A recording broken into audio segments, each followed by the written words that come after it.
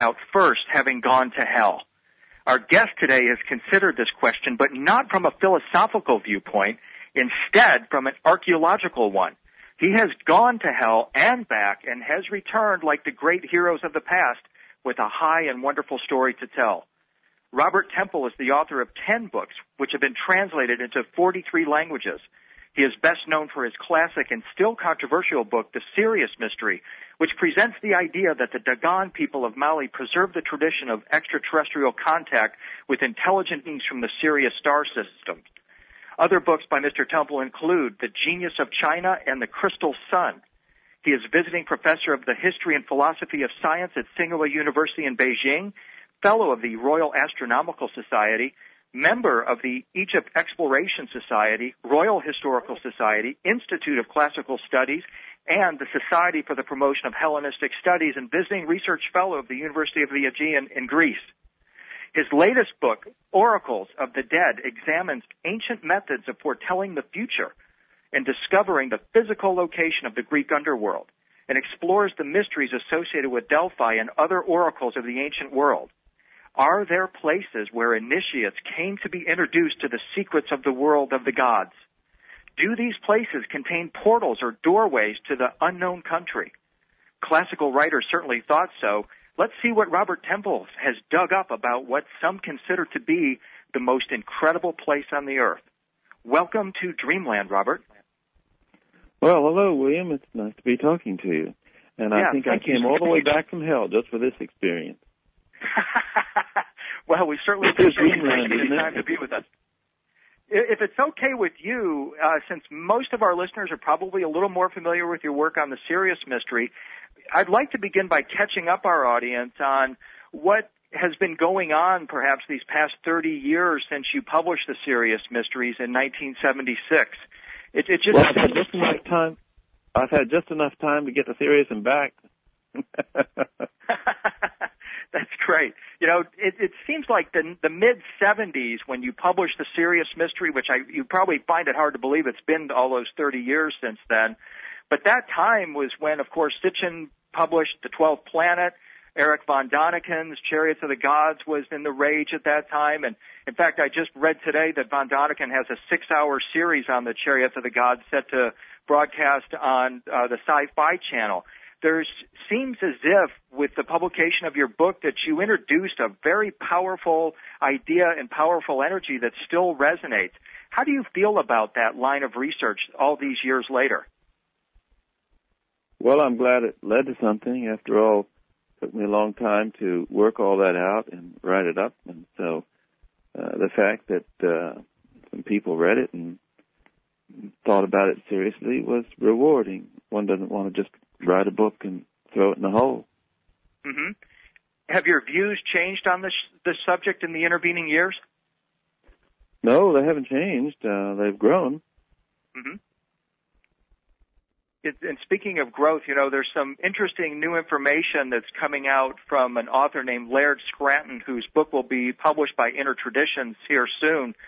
And taking a leap from some of the original research that you've done, he believes that the Dogon system of tribal myths bears a striking resemblance to the actual scientific structure of matter, starting with the atom and continuing all the way down to vibrating threads of string theory.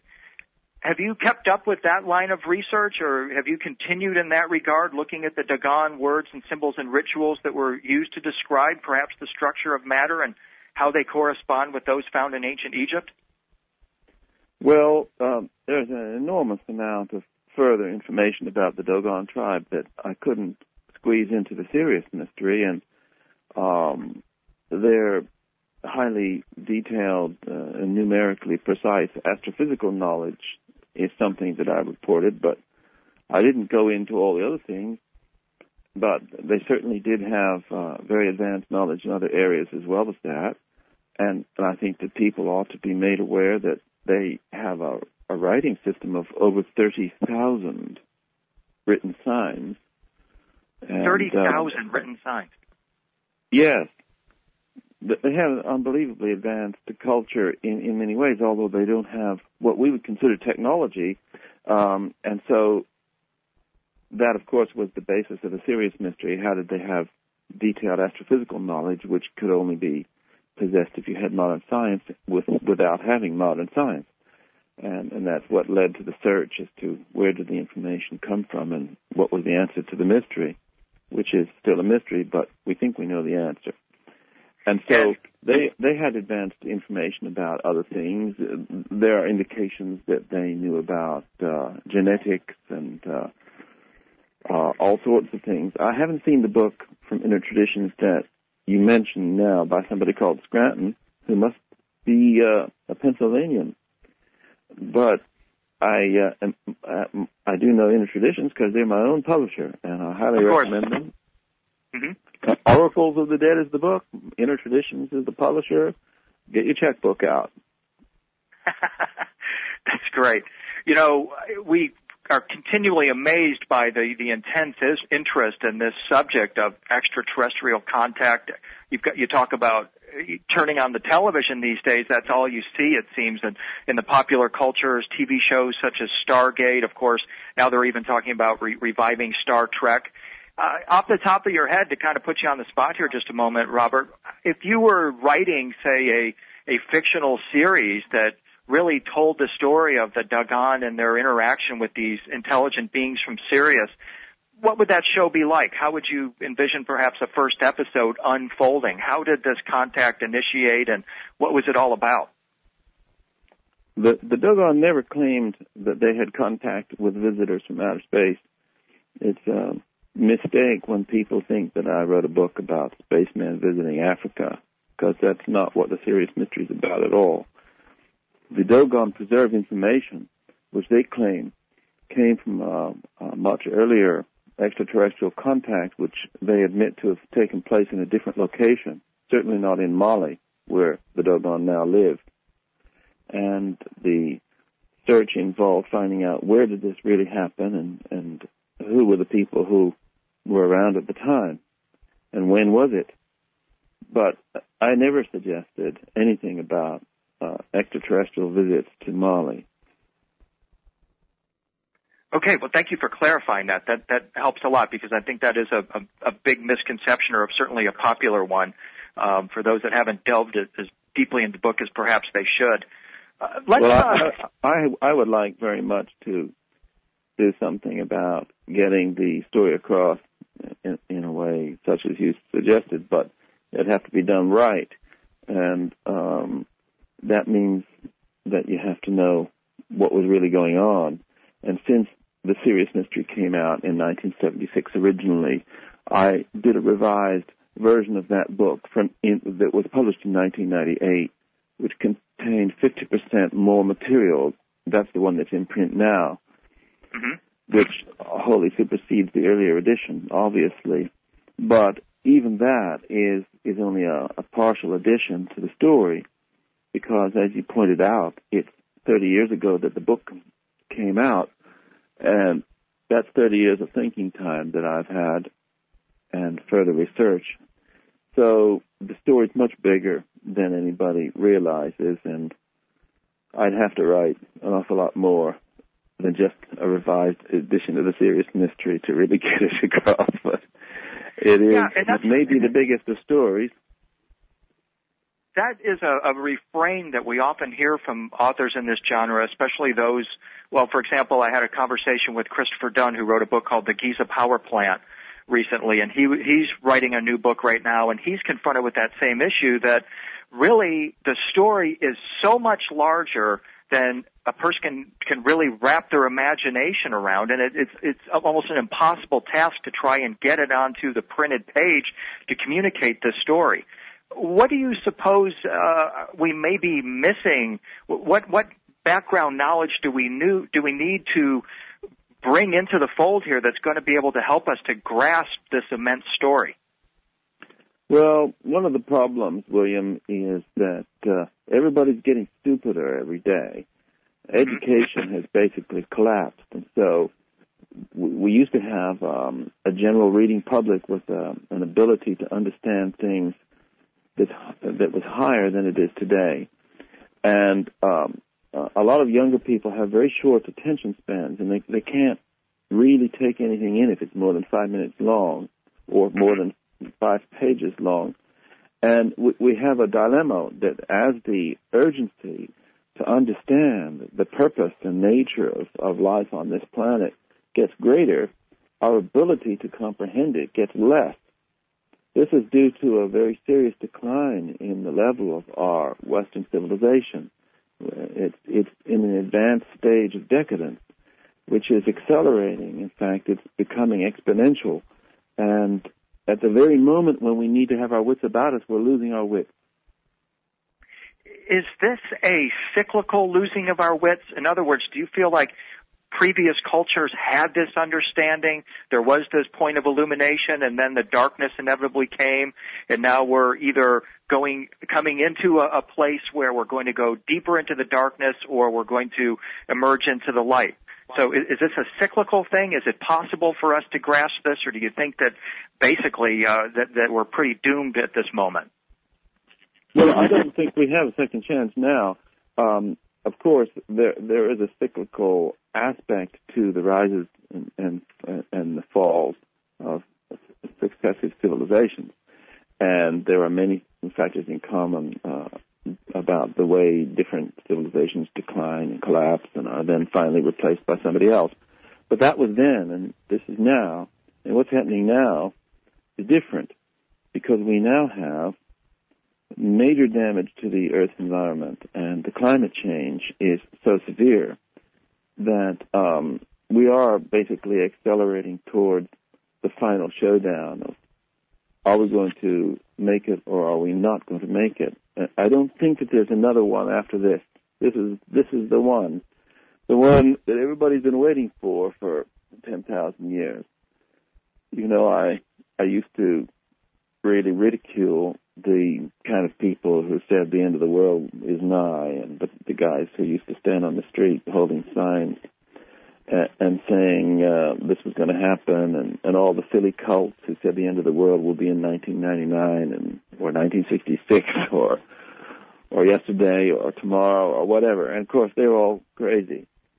But I really do believe that this time it's for real, that if we don't pull ourselves together, if we don't get to grips with the situation, which is fast approaching what they now call the tipping point, that's it. This is William Henry. This is Dreamland. We'll be right back. It's William Henry. We're continuing with Mr. Robert Temple. Robert, just before the break, we were talking about this idea of the tipping point, that now we're at the point of no return. This will, I think, enable us to segue into our conversation that we've invited you to discuss today, and foremost, and that is ancient techniques for predicting the future. We want to talk now about divination and prophecy. And to get into this, Robert, let me ask you this. What is it about divination and prophecy that fascinated you so much to put together this amazing 450-page work on this subject? Well, I've always been interested in the nature of time because I'm interested in the nature of reality, and reality has a certain temporal element to it. And in fact, I once published my own theory of time, but it only appeared in German and never in English. The only person I ever knew who actually read it was Karl Popper, the philosopher, and he liked it, so that was my reward. But I think that the particular interest in divination is it possible to know the future in advance? Because if so, it means our conventional notions of time are wrong. Now, the answer to that is simple for me because I've had prophetic dreams and prophetic hunches, which have been borne out. Therefore, I know subjectively that it's possible to know the future in advance. But having the subjective certainty is one thing, convincing anybody else is another. And so, because I have a particular interest in the ancient world and the origins of civilizations, I've always been attracted to ancient Greece and Egypt and so forth. I decided to do a comprehensive survey of the techniques used to try to foretell the future throughout the ancient world. But because I'm not ethnocentric, and because I've spent 20 years intimately connected with China, spent a vast amount of time out there, I decided that the book should have its first half about the ancient Western world and the second half about ancient China. So I divided the book in half. And the first half begins with this rather sensational discovery, which my friend Michael Bagent has just recapitulated in his new book, The Jesus Papers, because he came with me on this trip at my invitation. It's a riveting account, by the way. Well, thank you almost you. have to put the book down. When Michael Bagent goes in and starts talking about your journey into these tunnels, which I hope you'll explore with us, it's absolutely riveting. So, well, it took me 20 years to get permission to get into this place that was all sealed off. It was meant to be full of poison gas and snakes and whatever. But before I say that, I should explain what it is. It's the site of the ancient Oracle of the Dead, which was underground. And it's described in the Odyssey and at considerable length in the Aeneid. And it was mentioned by Strabo, the ancient geographer, as being in the Greek portion of Italy. This is long before the Romans existed as a major force, and certainly before they set foot in the south of Italy. Near modern Naples, northwest of Naples, at a place called Baia, which is named after Bios, one of the companions of Odysseus. And very near to Cuma, which had a famous Sibyl. And of course, I went there and explored the Sibyl's grotto. In the Aeneid, the Sibyl from Cuma, which is the earliest Greek settlement in Italy, takes Aeneas round the point in her boat into the harbor of Baia, which was overhung by huge, gloomy, ancient trees in those days, and there was a lot of volcanic smoke hanging around and the smell of sulfur because it's near Vesuvius, you see. And she took him there because he wanted to consult the spirits of the dead. He wanted to speak to his father who had died. And he was taken to this unique establishment, which was a replica of the underworld, which the Greeks called Hades. And it was cut out of the solid rock, deep underground, and it goes for about a quarter of a mile or more, because we don't know how far, as there are other portions that are blocked up, and I would love to clear it and excavate it. But I have to raise the funds to do that. However, I also filmed it because I presented and produced a documentary for the National Geographic Channel about this, which I think has been shown in America. It's certainly been shown on the European National Geographic Channel many times, called Descent into Hell. And so it consists of tunnels carved out of the solid rock, as I say, which are very narrow. And I did a computation of how many man-hours of work would have been acquired. Well, it would have taken more than 2 or 3 generations, and really it's the most fantastic engineering feat. But the most extraordinary thing is that it contains an artificial underground river, which was 150 feet long, which they called the River Styx because it was meant to be the famous River Styx of hell. And they built one. It was like a kind of psychic Disneyland underground. And you went down into this place in a very drugged state because you had to go through several days of preparation and drink various brews. And you were highly suggestible by the time you got there. And they took you down these tunnels with people wearing pointy hats like the Ku Klux Klan, and the Sibyl in her scarlet robe would be leading the way, and there would be howling hounds down there, because there were hounds of hell, and you would hear those. And you were taken down this by lamplight. There's over 500 lamp niches in the tunnel walls. And when we filmed it, my wife went down and spent an hour and a half just lighting candles. And we filmed in the tunnels entirely by candlelight, which was so eerie, really. Well, you went down this about 800 feet, and then you got onto a boat, a little coracle, and you were rowed along this underground river, and then it opened up into a lake, and then it narrowed down to a river again, and you went along that for a while, and you came to the landing stage at the far end, and you disembarked, and you then went up some stone steps, and you were led along until you came to the inner sanctum, where a seance was staged for your benefit, and you would hear voices and see strange sights, a lot of which was special effects. And you would believe that you were consulting the spirits of the dead, and I believe that they had people who actually went into trance and who were mediums, and from time to time you might even really speak to a spirit, who knows. But you certainly thought you did. If you were skeptical and thought the whole thing was a lot of bunk, you would never make it out alive because they'd kill you. They didn't want bad press. And this was the Oracle of the Dead. So it's all there.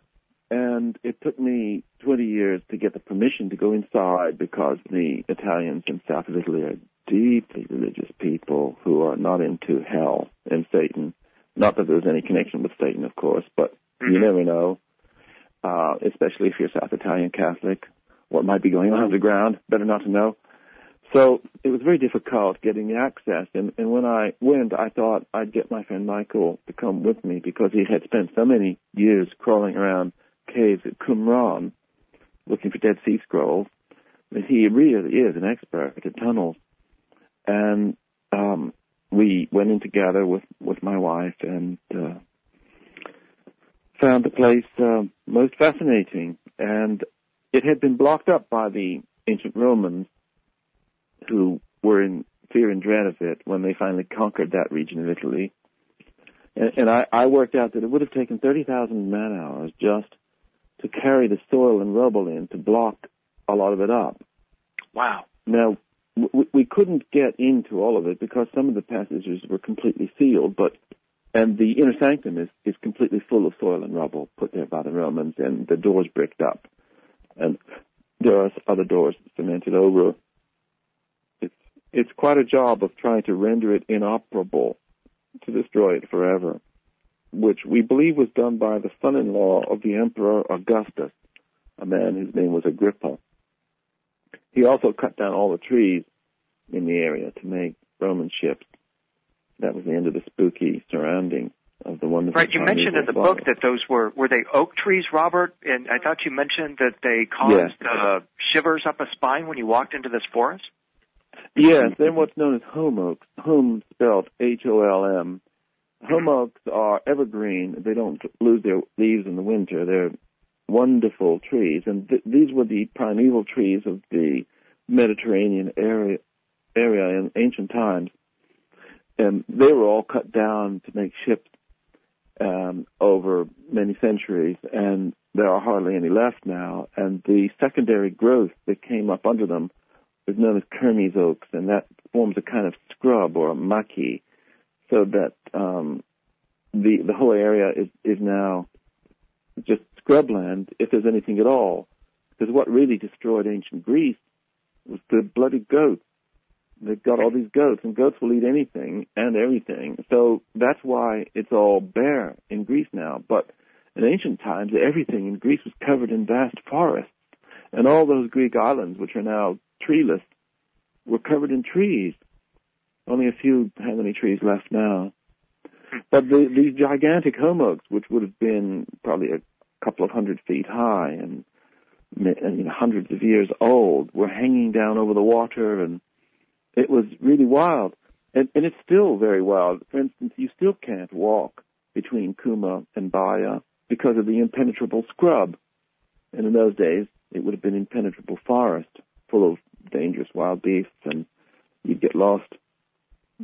We'll continue with Robert Temple about this incredibly magical place after this break. This is William Henry. This is Dreamland. We'll be right back. This is William Henry. This is Dreamland. We're continuing with Robert Temple. Robert, just before the break, we were talking about what an astoundingly just magical, mysterious place this must have been with these immense oak trees and perhaps energy that was present in the place. One of the things I wanted to ask you about, though, are the oracles of the Sibyl. Other commentators have talked about the role the Sibylline prophecies play in Christian prophecy and indeed in Roman religion. And I'm intrigued by Michelangelo's painting of the Sibylline oracle on the ceiling of the Sistine Chapel in the Vatican. He shows two genies or genii looking down upon open pages of the book held by one of the Sibyls. And in the book, the Oracles of the Dead, you talk about an experience that you had at the place where the Sibyl sat at Kuma when two faces appeared. Could you tell us about this? Yes. Well, the Sibyl of Kuma had open consultations. She delivered her prophecies while in a state of trance in a cavern cut into the side of a hill at Kuma, and you could stand and look in from the outside through openings that were cut for the public, although the person actually coming for the consultation went down a very weird corridor, a long one, sat on stone benches, and in the film that I made, I go through step by step exactly what happened where and so forth. But yes, I had this strange psychic experience when I was there where I saw a young Sibyl and an older woman, and the young Sibyl had one brown eye and one blue eye, and she was very remarkable. I don't often have anything remotely approaching a visual hallucination. I'm not given to them, but I certainly, on this occasion, had an overwhelming one that I saw this older woman who was not a very nice person teaching this innocent young girl how to be the Sibyl. And I had a distinct feeling that this was the last Sibyl. Now, you mentioned the biblical prophecy, or the prophecy of the birth of Jesus. It's a very strange tale. The last Sibyl seems to have delivered a prophecy which was also repeated by Virgil in one of his poems about the birth of Jesus, and this was very popular with the early Christians and was prominently mentioned by Augustine in his City of God, his book called The City of God.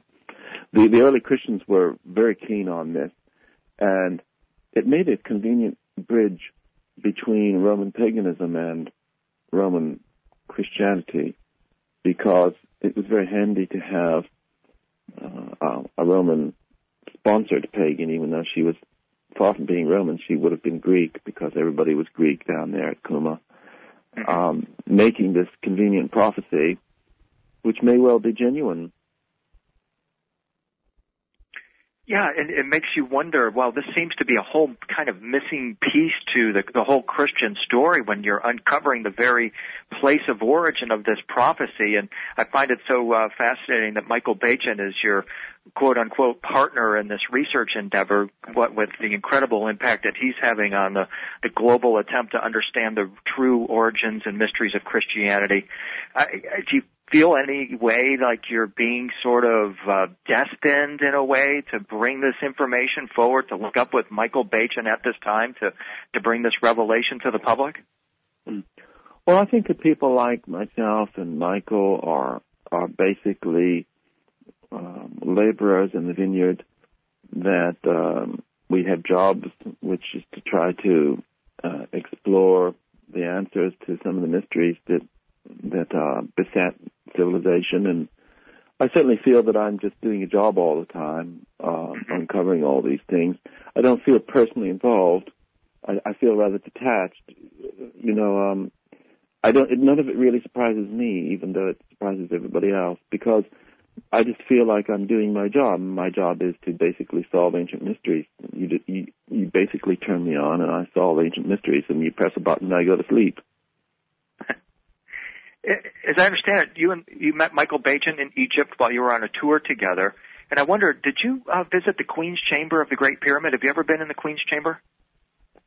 Oh, yes. I've spent time alone inside the Great Pyramid, which is fascinating. I've spent a lot of time alone in the Queen's Chamber, and I've inspected it and the passage leading to it very closely.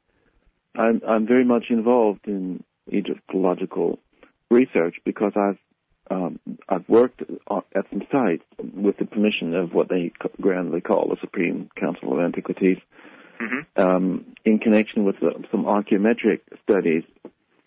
So, although I'm not an archaeologist, I have worked with archaeologists, and I've been into many closed sites, and all of my work on ancient Egypt really is not published yet. Well, a bit of it, just a foretaste, appeared in my book, The Crystal Sun, because I did make a very important discovery in Egypt at Giza, which I reported in that book, which was actually on a different subject, but I published the photo and described this phenomenon. I discovered a winter solstice sunset phenomenon at Giza, which is the largest optical display ever mounted by anybody in the ancient world.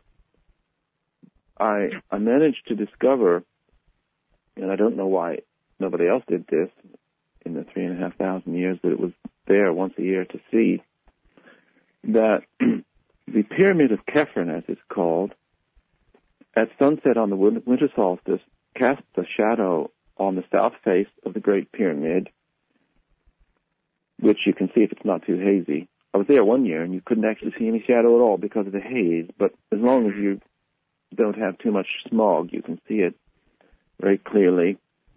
And that shadow is at the precise angle of the passages on the inside of that pyramid. Interesting. And it's certainly not by chance. And that particular angle is known as the golden angle, and it's defined by the golden section. And there is only one angle that has this quality, and that is the angle of the shadow, and it's the angle of both the ascending and descending passages inside the same structure. So it was a once-a-year indication on the outside of the pyramid of what was concealed on the inside. Sort of like a key to the mystery of the pyramid, in other words?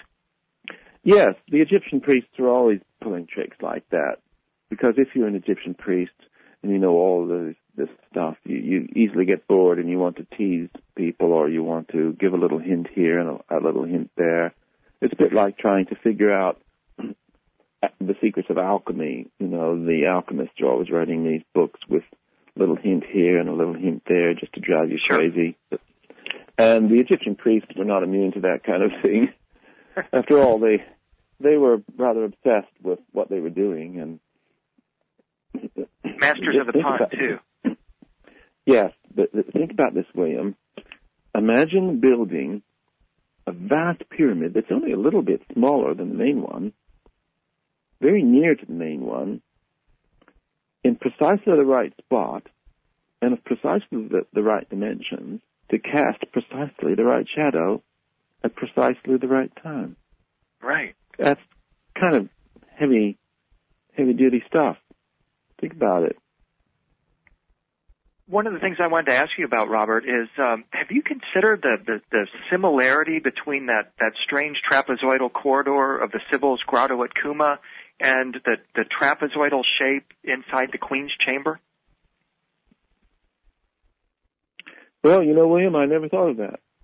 That's very interesting. What would be your reaction to that? Why would both of those places have that similar odd shape, and also apparently seeming to have some form of acoustical function? Because as you noted, when the Sibyl spoke her prophecies at Kuma, 100 doors flew open in the various openings, and her message could be heard by the crowd gathered outside. And I've experienced the same thing inside the Queen's Chamber with that trapezoidal inset or the niche in the wall there, and being able to hear voices in other parts of the pyramid. I just wanted to see what your thoughts were on that. Well, the ancients were certainly great sound engineers. There's no doubt about it, and the King's Chamber has these features. And what you're referring to is an often neglected aspect of ancient sites, which has been coming more and more to the fore as people like yourself have been taking notice of it. And I found the same thing in The Oracle of the Dead. In the film that I made, I demonstrated the extraordinary resonating qualities of the tunnels, and I detected the fundamental note of that particular edifice And in the Syrius Mystery, I give a long description of the importance of the musical octave in antiquity, and that the geodetic centers, or many navels of the earth, were laid out on the surface of the earth in an octave, and Delphi is one of those prominent places. I'll give a very eerie example of what I'm talking about, which will interest also people who have an interest in the Bible. Everybody knows about Noah's flood, and that his ark landed on Mount Ararat, which is way over on the border between Turkey and Armenia today. And that's a long, long way away from Greece. But the Greeks also had a flood in their mythology, and their flood hero was called Deucalion, and he had an ark as well. And his ark also landed on a mountaintop. Now, there are two variants according to which mountain you prefer. The Greeks said that it either landed on Mount Tamaris, which was at an oracle center called Dodona, which was very ancient, which was an oracle of the oak trees, by the way, or at Mount Parnassus at Delphi.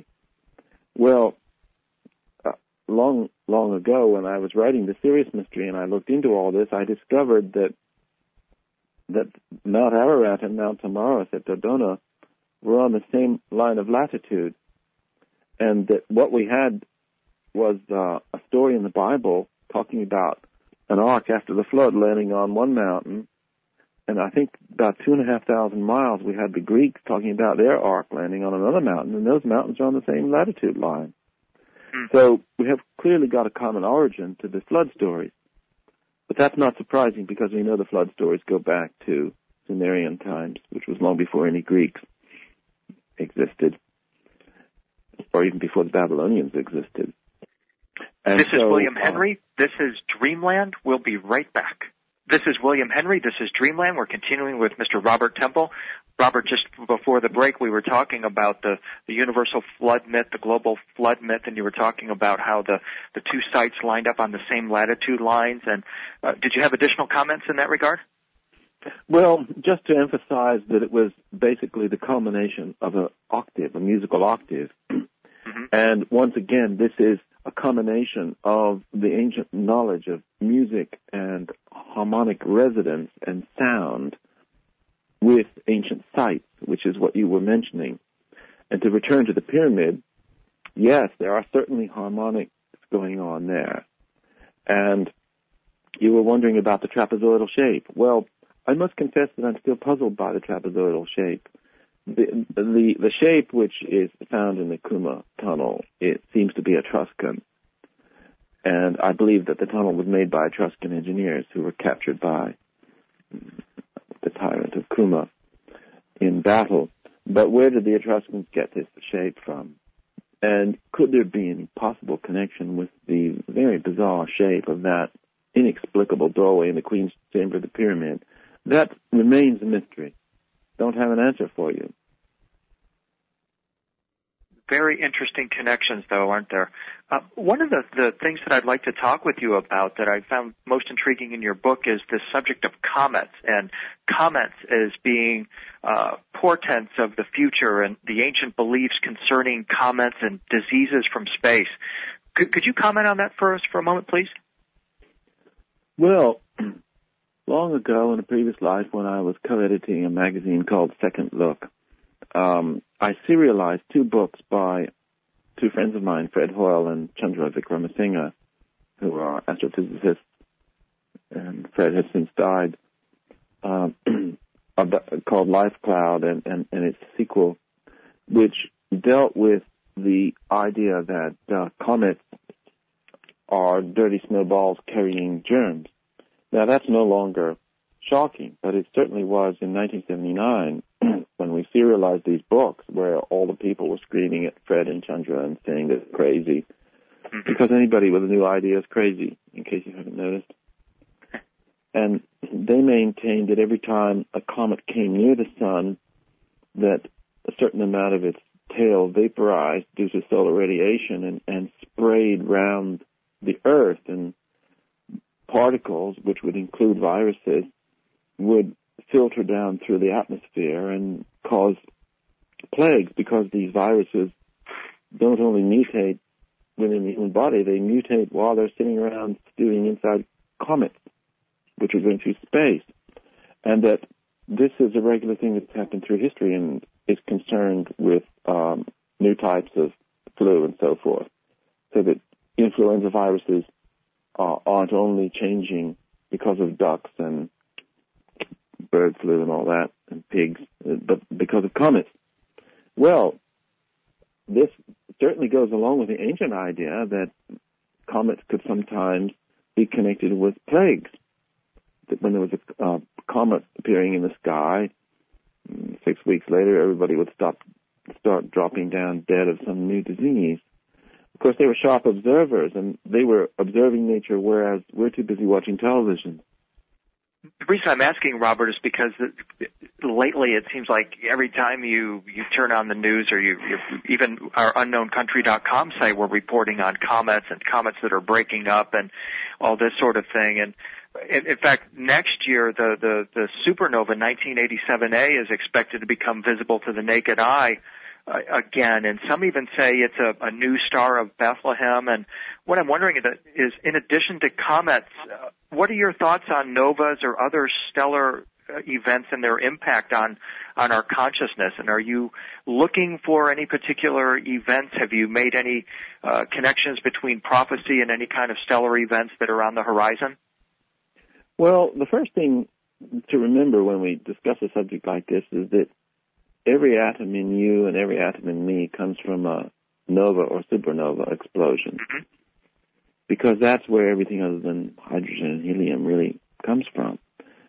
The great star factories which blow up and blast their guts all around the universe, from which planets are then made. And out of planets you get us and others.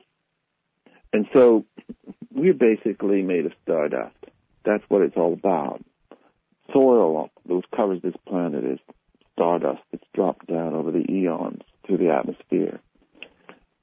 Not to mention, of course, eroded rock mixed with it and rotting vegetation.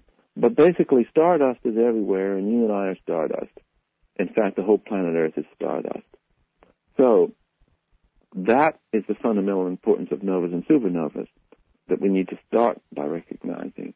Now, if you're referring to them in terms of prognoses for the future or harbingers of events, I'm inclined to think that they're too far away to be relevant to our system, because they're light years away, and although I'm a great believer in interconnectivity, I don't want to stretch it that far in terms of the simultaneous nature of it. I really wouldn't think that the appearances of novas or supernovas are anything to do with something like the Star of Bethlehem, for instance. Nor do I think that the Star of Bethlehem was a conjunction of Jupiter and Saturn, as has been suggested. It's very difficult to know, but there are completely different explanations for the Star of Bethlehem. Religion in its institutionalized sense is full of all kinds of false information. Take, and I don't mean to get too far away from your novas, the example of St. Paul, who had a conversion experience on the road to Damascus. Now, everybody assumes that that means Damascus in Syria, but it doesn't mean that at all. Because people don't know enough about these things, they don't realize that there was another place that was called Damascus, and it wasn't in Syria, it was in Judea. Much easier for Paul to reach. He was a Pharisee who was going out and persecuting the Essenes and various extreme Jewish sects.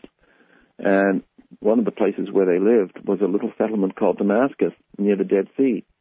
He was on a road which we can conceive of as nothing much more than a donkey track, going off to persecute the Essenes at Damascus by the Dead Sea in Judea when he had his religious experience. So then you consider the town of Nazareth. It's completely false to think that Jesus came from a town called Nazareth, because Nazareth didn't exist in his lifetime. He was known as Jesus the Nazarene, which is quite different, because the word Nazarene means something absolutely different and has no connection with a town called Nazareth. And the glosses that were put over the sacred text suggesting that Jesus was born and raised in Nazareth were misinterpretations due to the fact that people who did that no longer remembered, or chose not to remember, what it meant to say that Jesus was a Nazarene. The Nazarene was a particular group of people with a particular religious angle on things. But that's a long discussion that we don't want to go into. But I'm just mentioning that some of the most obvious things that we think we can take for granted really are quite different. And when you come to the Star of Bethlehem, you come up against the same problem. Who were the Magi? And what were they going to Bethlehem for? And what is there about a star over a manger with a child in it? If you were to read Mystery of the Cathedrals by Fulcanelli, you would get the alchemical explanation that the star is a sign which appears in the alchemical process when the Holy Child is being born, which is an allegory of an alchemical process. But that's one possibility. There are numerous ways of looking at all of this, and things that can be symbolic don't necessarily have to be literal.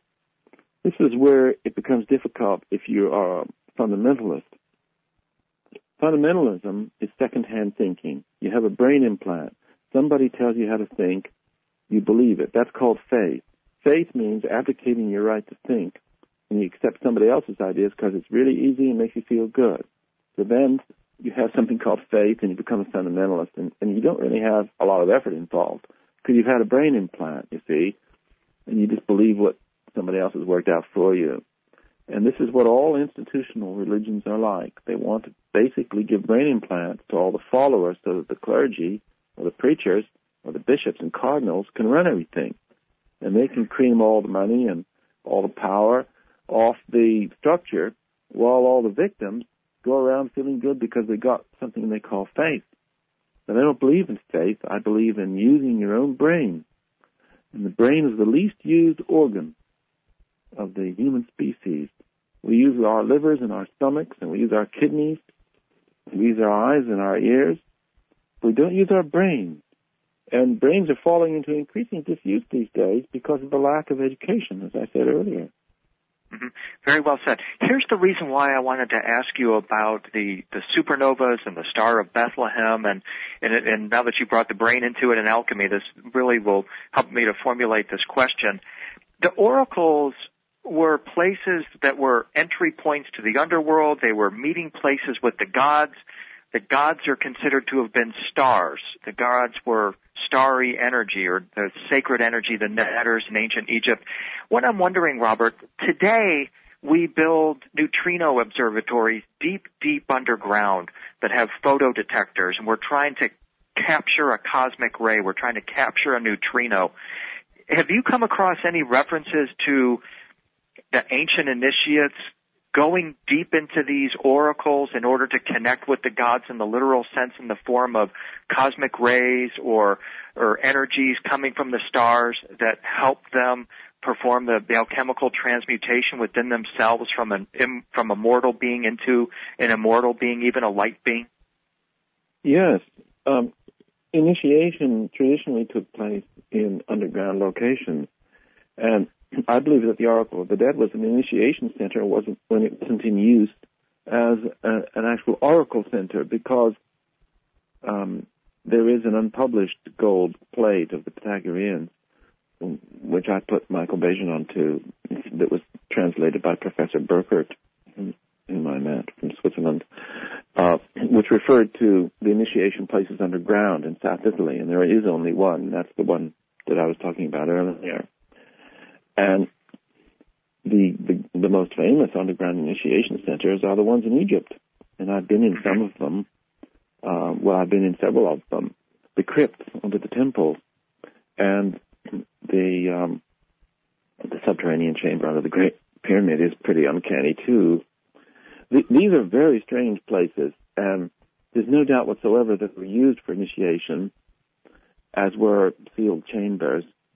And one of the most bizarre is the famous crypt underneath the Temple of Dendera, which has the strange carvings on the walls, which I'm sure you know about because everybody, including Daniken and his brother, has talked about it and photographed it. The weird carvings that nobody can explain. And I've made a fair study of this. And this is also one of Michael Bajan's great interests. It's something that we often discuss together. We're hoping to have him on Dreamland here soon, too, by the way. Yes, well, you'll have good value there because Michael can talk very well, and you'll learn a lot. He's a great guy. We're very good pals. I'm sorry, I interrupted you. You were making the point about the crypt at Dendera with the strange carvings of the Djed pillars that some say are actually Crookes tubes or might even be cathode ray tubes. There's more. There's quite a lot more to all this than meets the eye, and I've made a number of discoveries about. Some of the more mysterious constructions in Egypt, but unfortunately, I haven't published those yet, and I think that when people are able to read all that, they'll find even more to think about. But I'm very grateful, William, for your interest in this book, Oracles of the Dead, that I've brought out. That's my latest one in the States, and it's a start, but one never finishes this journey to try to understand all these mysterious phenomena. And I'm so grateful that you've asked me onto your program and had this interesting conversation with me. Well, we're certainly very thankful and grateful to you, Robert, for taking the time to talk with us today. In the couple of minutes we have left, we know you're working, maybe getting the Egyptian material together. Are you working on any other projects you'd like to tell us about? Well, I do many things. I have business activities, and my main one, which I've spent 6 years on, it may not be as glamorous as writing about ancient mysteries, but it's more important, actually, is that I own the worldwide rights on new technology to replace the worst source of greenhouse gases in the world, namely Portland cement, with a clean cement, which would reduce carbon dioxide emissions by 90%, emissions which constitute 17% of the greenhouse gases of the world, and it's a proven technology. And so I'm looking forward to putting that into practice because it's a way of trying to reverse climate change. Absolutely. Job one. You're absolutely correct. Well, once again, Robert, thank you so much for taking the time to talk with us today. I hope you'll come back and keep us informed on your future activities, and maybe, who knows, we'll have a conversation together with Michael Bajan one day. This is William Henry. This is Dreamland. Next up, Linda Moulton Howe. You're about to experience something you just can't get elsewhere. Emmy award-winning science reporter Linda Moulton Howe reporting on the absolute leading edge of science, discovery, and the true mysteries of the unknown. Don't miss her website, earthfiles.com. This week, she's reporting on more about that bizarre horse in the sky, some extraordinary UFO sightings at Saskatchewan, and a breakthrough discovery about the Fatima appearance. What an incredible week it is. Here she is from Albuquerque, Linda Moulton Howe. That's right, Whitley. It's like the Earth mysteries keep bursting out like popcorn. You know, it was a week ago on June 22nd that I reported about an alleged alive horse suspended high in the air beyond towers and antenna in front of an apartment building in Milan, Italy. 3 minutes of that horse in the air were videotaped, and a copy of that tape was given to Jaime Maussan, investigative reporter from Mexico City. Jaime called to discuss the tape because I've reported eyewitnesses who have seen animals rise, and they say they look paralyzed, not moving, in beams of light from pastures where the animals are later found dead and mutilated. The perpetrators of animal mutilations have been described by the late U.S. Army Lieutenant Colonel Philip J. Corso as extraterrestrial biological entities, which use beam and laser technologies to interact with Earth life. After my report about the Milan flying horse, I received yet another image of a horse in the air beyond telephone wires. It was allegedly photographed by a Texas resident a year ago in June of 2005. That photograph is now at my news website, earthfiles.com. At the top of the headlines page is a hot link to my report, Another Horse in the Sky. Horses suspended in the air are not the only creatures reported by eyewitnesses to float or stand in the sky. 89 years ago, on May 13th, 1917, 3 children watching sheep in Fatima, Portugal, saw lightning, and then what they described as a, quote, small, pretty lady, unquote, appeared standing very still at the top of an oak tree. The lady told them that she would return to the same oak grove every month for 6 months. Her last visit would be October 13th, 1917, and then she would tell the children who she was and what she wanted. The lady did appear on the 13th of each month after that. As word spread that a miracle was happening in Fatima, Portugal, an estimated crowd of 50,000 people were gathered on October 13th, 1917, for the 6th and final appearance. By then, the Catholic Jesuits in the parish said it was the Virgin Mary, even though the apparition suspended at the top of the oak tree never called herself that. The oldest of the 3 children was Lucia. She reported to the parish priest after the last October apparition that she heard the lady say, quote, "Build a chapel here to Our Lady of the Rosary," unquote. The Jesuit priests in the Fatima region then announced to the world that Christ's mother had appeared in Fatima to convert humans to, quote, "the Immaculate Heart of Mary," unquote. But what exactly did those 3 children, Lucia, Jacinta, and Francisco, say they saw at the top of an oak tree? I am now quoting from page 18 of a 2005 book by Portugal historians entitled Heavenly Lights, The Apparitions of Fatima and the UFO Phenomenon. The authors are Dr. Joaquim Fernandez and Pina Darmada. Here is their list of the Fatima apparition description.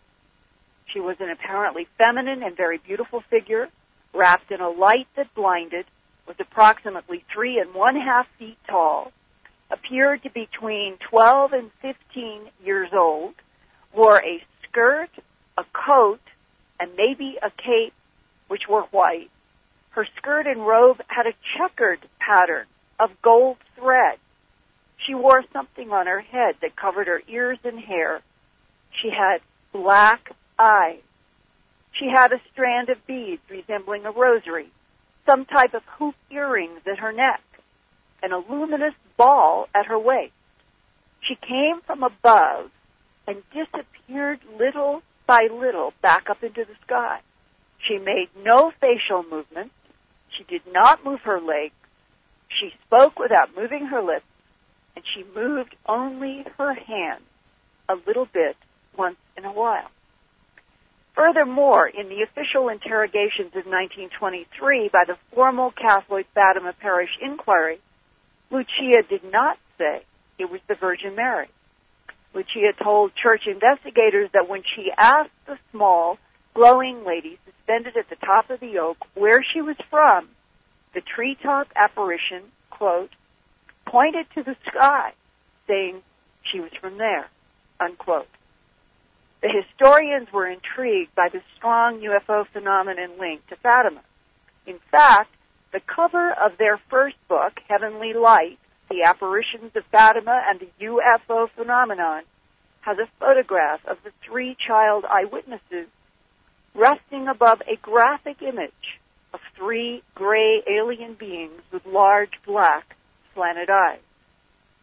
Now, in their second, latest book, in a trilogy about the Fatima events of 1917, the historians from Portugal focus on a, quote, conspiracy to cover up the true origins of the Fatima prophecy.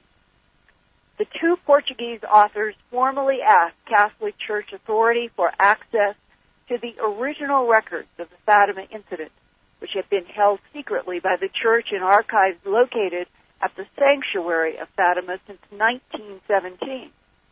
Quoting from their own press release about this new book, quote, "For the first time, they tell the esoteric history of the cover story concocted by the church, which has both shaped our modern view of the Fatima incident and obscured its true significance as the first major UFO close encounter case of the 20th century. At the heart of the matter lies a conspiracy by the Jesuits to suppress the fact that the entities encountered by the children at Fatima were not deities descending from heaven, but rather were alien beings visiting our planet from elsewhere in the vast cosmos," unquote. Recently, I talked with the Portuguese authors of Heavenly Lights and this new second book, Celestial Secrets, The Hidden History of the Fatima Cover-Up, to be released in July 2006. The English translator in this interview is Alexandra Bruce. And my first question by phone to the authors, who you will not hear, you will only hear the English translation, was, what evidence convinced them as historians that Fatima was caused by the UFO phenomenon? Because of the direct testimony of many, many witnesses of disc-shaped craft, which started out silver but became transparent and revealed the bodies of three beings inside. And there were strange angelic interfaces.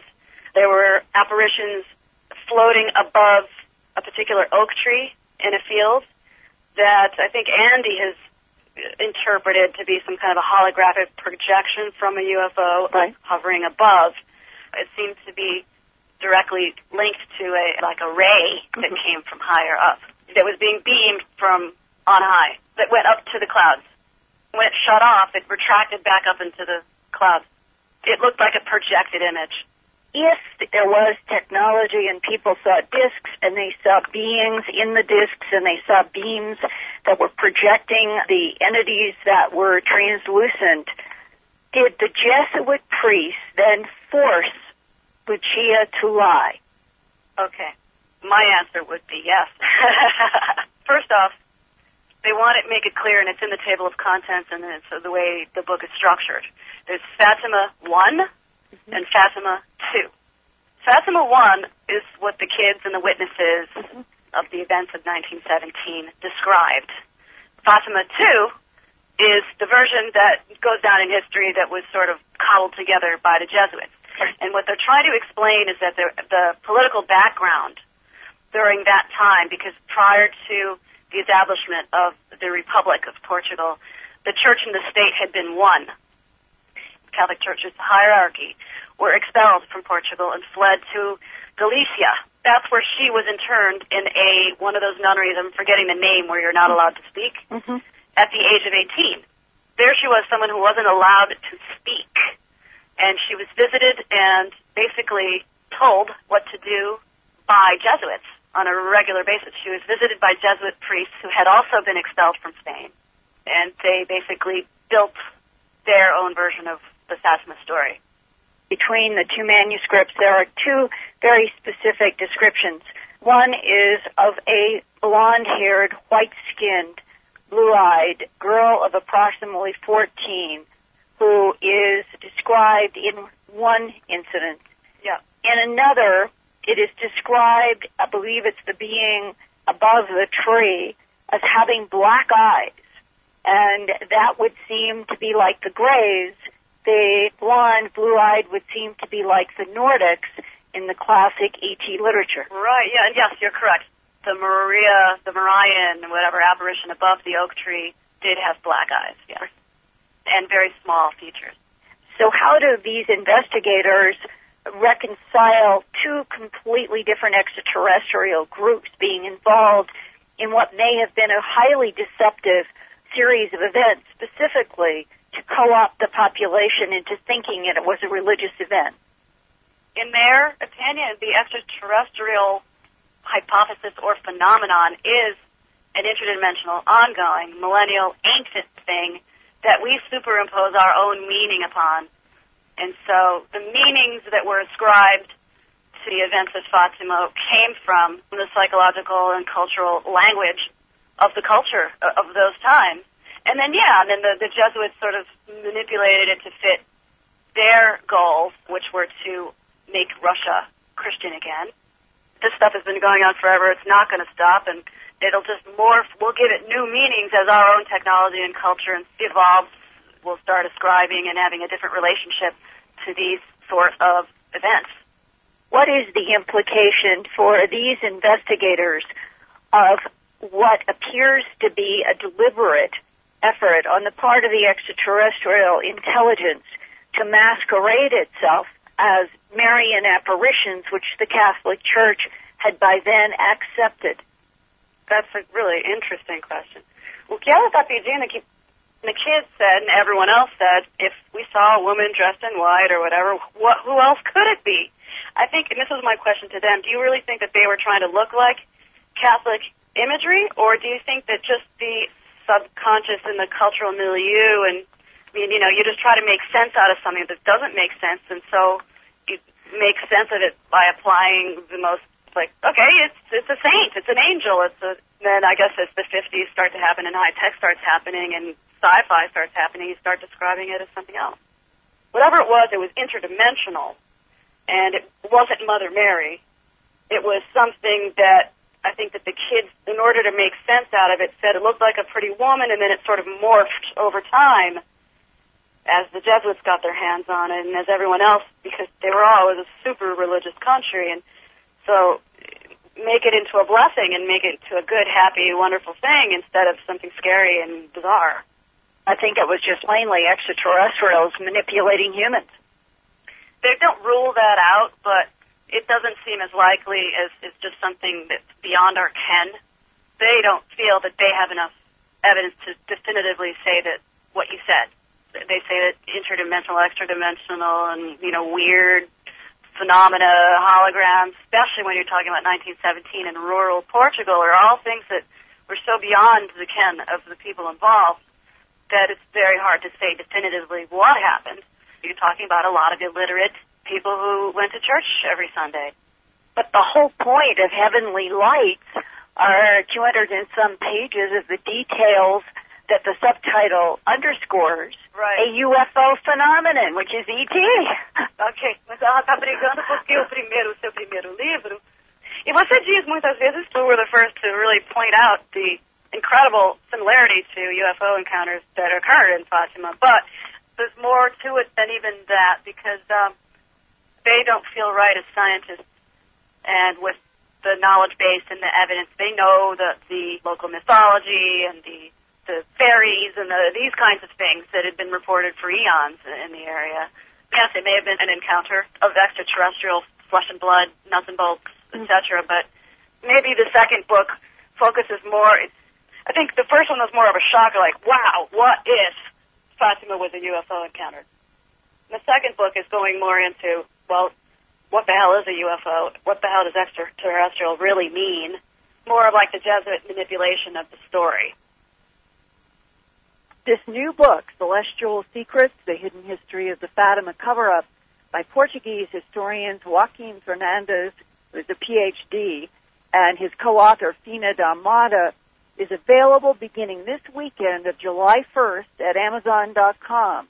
At my news website, earthfiles.com, I have a hot link to the new book's Amazon.com page in my Fatima report, and I recommend reading Celestial Secrets and that first book in this trilogy about the 1917 Fatima events entitled Heavenly Lights, The Apparitions of Fatima and the UFO Phenomenon.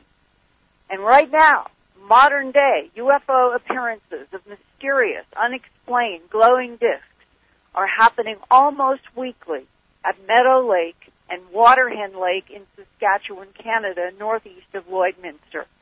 Barb Campbell is a manager at the Sandpiper Motel in Maidstone, Saskatchewan, which is about 2 hours or more from the lakes. She has been investigating unidentified aerial phenomena there that has been seen by eyewitnesses, many eyewitnesses. She also has investigated a recent cattle mutilation that she discovered on June 17th, only 2 weeks ago. I was raised around cattle most of my life. I've seen natural causes, like animals dying from natural causes. I've seen what can happen when a bear attacks, and also dogs and that. And the instant I came across this carcass in the field, knew right away that this wasn't a predator kill. The one thing that really struck me was the position of her body. Very contorted, unnatural. It's not something the animal would have just suddenly dropped sick and died that way. Not possible. To me, it just seems like she was dropped. She was dropped from above and ended up in that position. Unfortunately, when we arrived at the scene, it had been at least a week and a half to 2 weeks since this occurred. It would have been nice to actually been there had it been fresh. But it's significant that there was that much preserved after 2 weeks in a land where natural predators such as coyotes normally would decimate carcasses. That's correct. The one thing the farmer had noticed is that the coyotes won't come near it. And did you find any evidence of the animals struggling on the ground or any kind of tracks anywhere near or around the animal? Absolutely not. That's one of the things I really looked for, because an animal that size is pretty strong. An animal like that would have put up such a struggle, too. There would have been dirt, like in our hooves and everything, too, deep marks, grooves in the ground. Nothing was disturbed. It's as if it happened somewhere else, and then the result is she got put on that spot, and that's it, left to rot. And like I said, too, if you look at the incisions, they're cut straight, the edges are smooth, some even look a little burnt. Now, did you talk with any of the neighbors to see if they had heard anything strange or seen anything strange in the air, on the ground, or any place around that pasture? Nobody's seen anything unusual. There's no other access to this place other than through, like right past in front of the houses, which is really narrow. There's just road width to get through there, or from the air. And if nobody come past their house, then whatever came there quite possibly came from above. And this was June 17th, 2006, that you received a call from the farmer about this mutilated cow. And I'm wondering, how does this mutilation fit in to other unusual phenomena that you've been trying to study at Meadow Lake? Where is Meadow Lake in relationship to this pasture? It's probably a couple of hours going straight across. It's in line with a mutilation that occurred around the same time last year. The first one that was recorded last year was around Paradise Hill. That's not too far away from where this one was found this year. And then if you go further in the direction of Meadow Lake, there's been quite a few animal mutilations happening around Makwa in the past, and that's a direct line. There's a line going straight up to Meadow Lake, and if you look at a map. Mm-hmm. So there's been a lot of strange lights, and then, of course, just a little bit northeast of Meadow Lake, at Water Hen Lake, there was the massive amount of people, like over 1,000 people, who've been witness to some very unusual activity up there and close encounters. Can you describe the most dramatic? The most dramatic up there happened around 2:30 in the morning. Sightings began April 4th, and were also recorded April 28th, 3 days prior to that, so possibly April 25th, 2:35 in the morning. The night watchman, Kenny LaPratt, was out watching, doing his duty at Water Hen Lake First Nation. And all of a sudden, like, he noticed these lights. Now, the people around here have always seen these lights, but for the first time, they started to come down. 10,000 feet, they came right down. Right over top of him, over onto the lake, a meter above the lake. 8 to 9 objects, Kenny said, size of houses. They're like two Frisbees on top of one another with an orange in the middle. The orange in the middle had windows all around it. They came down onto the lake. The lake has a thin layer of ice. And it went quite the distance across the lake, and then they started to alternate heights as if they're doing something, spinning. The top and the middle and the bottom are spinning separate directions from each other. The beautiful lights, bright orange on the top, and underneath was like 15 different colors of the rainbow, all in synchronization, like really smooth, like running into each other. So these objects are going up and down, and then two would take off, and another two would take their place, and this is going on for 3.5 hours. So he's running around trying to wake everybody up that he can to come out and have a look at this. And he made a call also to the RCMP, and an officer came out too and had a look, and he was baffled. Couldn't explain what that was. There's 2 officers who have seen these strange lights and objects at Waterhen Lake. And the story doesn't stop there, Whitley. I talked with Barb just a few days ago, and there are now some multiple eyewitnesses in first-hand, face-to-face encounters with something that is described as being non-human, hominid, but more android than biological. And Barb is now trying to investigate the fact that there are multiple eyewitnesses to this. Will be quite interesting to see what more we can learn, and I will report it at Dreamland and Earth Files. And this underscores that for 100 years and more, that humans have been dealing with Earth mysteries that involve similar kinds of suspended light, suspended appearances in the sky, encountering on the ground in the mythologies that we have called fairies and gnomes and may not have been, but may be the modern-day version of what Lieutenant Colonel Philip J. Corso calls extraterrestrial biological entities. And the question we don't have an answer to is who exactly is it? How many different groups are there? And why are they interacting with the surface life of this planet? Well, those are questions, Linda, that I suspect are going to be answered sooner rather than later, because this moves very slowly. But it does move, folks, if you notice, if you think about the sort of mutilation reports we were talking about 2 or 3 years ago. Very different picture here. Very different picture. And I just want to mention briefly in passing about the Fatima story. When I was a young man, I knew Father Peter Rinaldi, who was heavily involved in the Shroud of Turin. And he told me, this was long before I had the faintest interest in the awareness of UFOs, at least consciously, that he had a friend who had been at Fatima during the time when the sun moved in the sky, and he said they could see a glowing disc with a ladder, and there were creatures moving up and down the ladder. And he made it sound like a UFO thing rather than what we exactly like these people were saying. So I think that's corroboration anyway. And go ahead. We have about 20 seconds left. Okay, it fits in a lot with the fact that they have done their book based on the real church documents that have been hidden for so long that have these details. And I'm just curious, what is your gut reaction to the second now horse in the sky, that photo? Well, the photo on earthfiles.com of the horse in the sky, this new one, is really very weird, folks. And I have to tell you, if this is happening, cattle, horses, cats, when is it going to start to be us? Out first, having gone to hell. Our guest today has considered this question, but not from a philosophical viewpoint, instead from an archaeological one. He has gone to hell and back and has returned like the great heroes of the past with a high and wonderful story to tell. Robert Temple is the author of 10 books, which have been translated into 43 languages.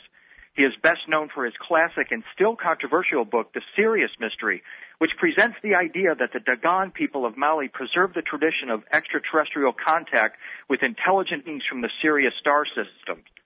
Other books by Mr. Temple include The Genius of China and The Crystal Sun.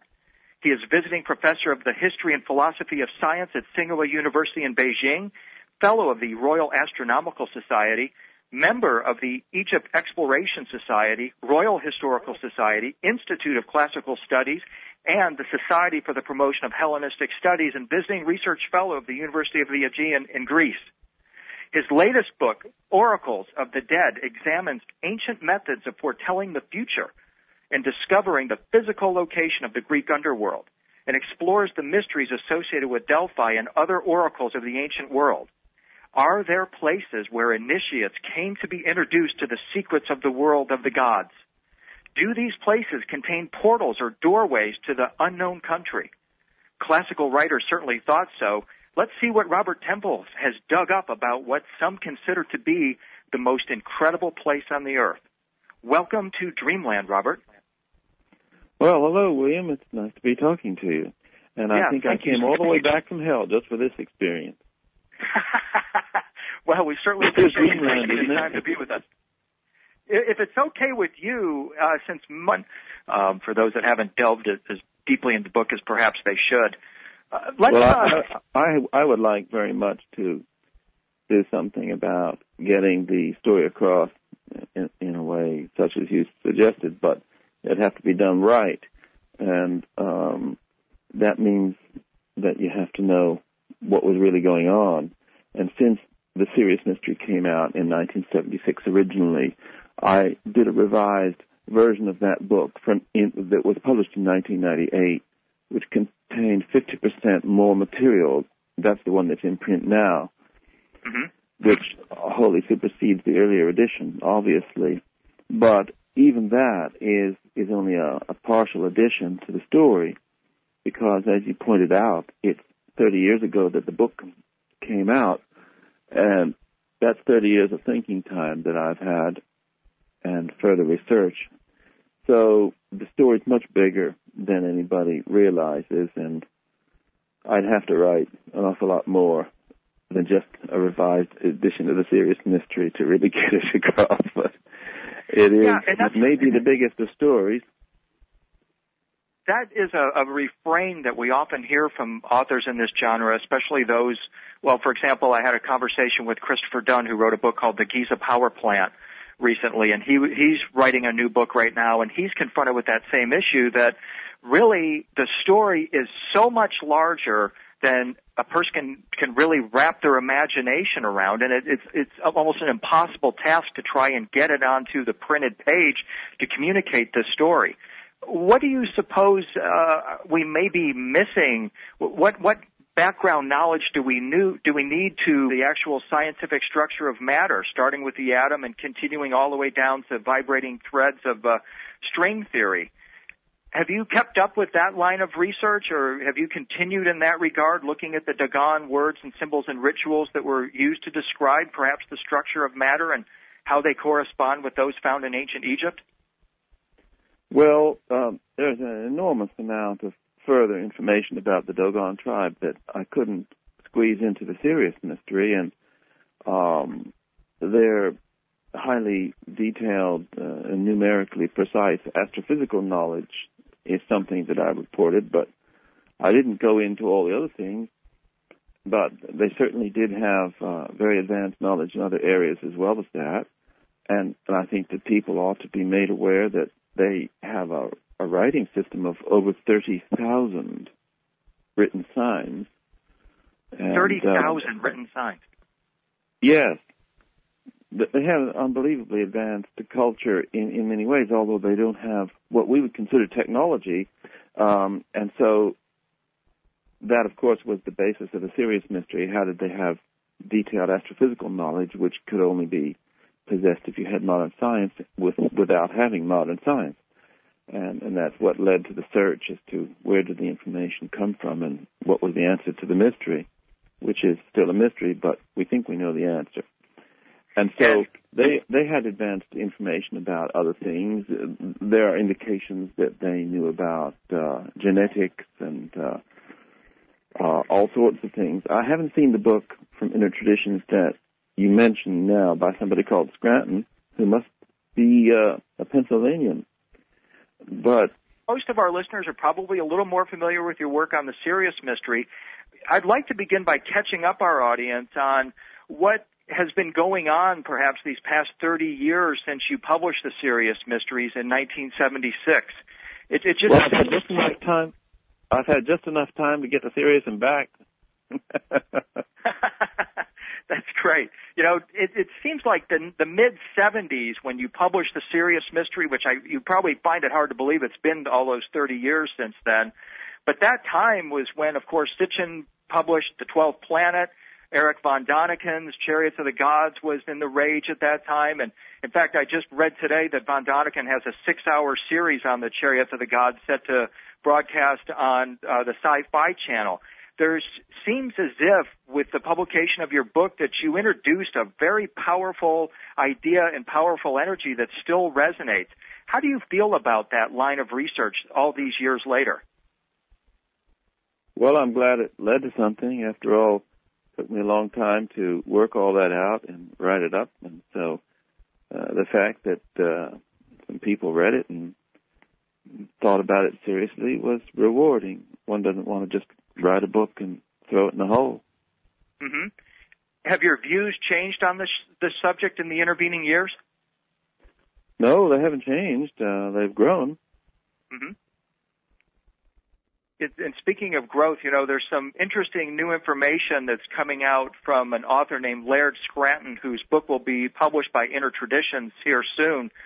And taking a leap from some of the original research that you've done, he believes that the Dogon system of tribal myths bears a striking resemblance to... I do know Inner Traditions because they're my own publisher, and I highly recommend them. Mm-hmm. Oracles of the Dead is the book. Inner Traditions is the publisher. Get your checkbook out. That's great. We are continually amazed by the intense interest in this subject of extraterrestrial contact. You talk about turning on the television these days. That's all you see, it seems, in the popular cultures, TV shows such as Stargate. Of course, now they're even talking about reviving Star Trek. Off the top of your head, to kind of put you on the spot here just a moment, Robert, if you were writing, say, a fictional series that really told the story of the Dogon and their interaction with these intelligent beings from Sirius, what would that show be like? How would you envision perhaps a first episode unfolding? How did this contact initiate, and what was it all about? The Dogon never claimed that they had contact with visitors from outer space. It's a mistake when people think that I wrote a book about spacemen visiting Africa, because that's not what the Syrius Mystery is about at all. The Dogon preserve information, which they claim came from a much earlier extraterrestrial contact, which they admit to have taken place in a different location, certainly not in Mali, where the Dogon now live. And the search involved finding out where did this really happen and who were the people who were around at the time and when was it. But I never suggested anything about extraterrestrial visits to Mali. Okay, well, thank you for clarifying that. That helps a lot, because I think that is a big misconception, or certainly a popular one.